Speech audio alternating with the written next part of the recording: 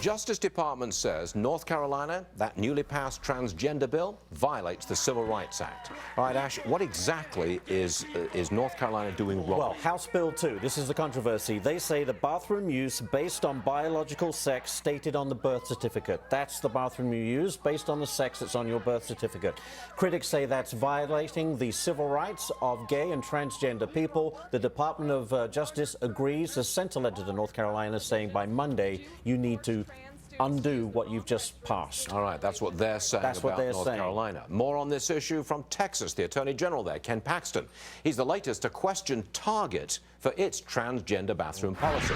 Wrote a letter to executives at Target, and he argues bathroom policy a crime risk. Todd Starnes is here.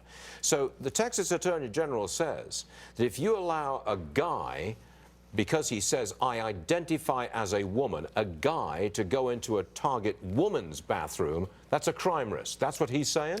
That's right. And he said that you're putting women and children in jeopardy if you do that. Now, again, they're not talking about transgender individuals. They're talking about those bad actors, people who might take advantage of that. For example, last night at a Target in Frisco, Texas, there was a young girl who caught a guy photographing her, filming her. Police have put out this guy's photograph. They're trying to hunt down this individual. But those are the kinds of people that they want to stop from getting into these bathrooms. And under Target's policy, that guy was allowed inside the bathroom and nobody batted an eye. Well, does that violate civil rights laws? Well, that's the big issue, because as you mentioned in North Carolina, the government is coming in and they're forcing these states, and they're also forcing school districts to comply with these transgender rules. And they're saying, hey, look, if you don't do this, we're going to take away all of your federal funding, hundreds of millions of dollars. That's what they're threatening to do in North Carolina. That's what they threatened to do to a school in Chicago. Yesterday, 50 families filed a federal lawsuit against the Department of Education because the state came in, or the feds came in and said, you will let a boy in the girls' locker room, and if you don't, we're going to yank your funding. So all public bathrooms have to change to become unisex. Is that the end of the road that's here? That's the end game here.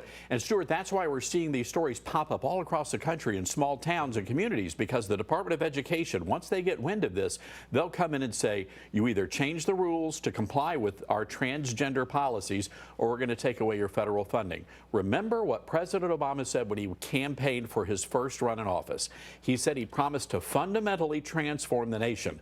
Stuart, this is how he's doing it. You got that right. Todd Starnes, thank you very much indeed, sir. Thank you. Throwing some light on it. We like that.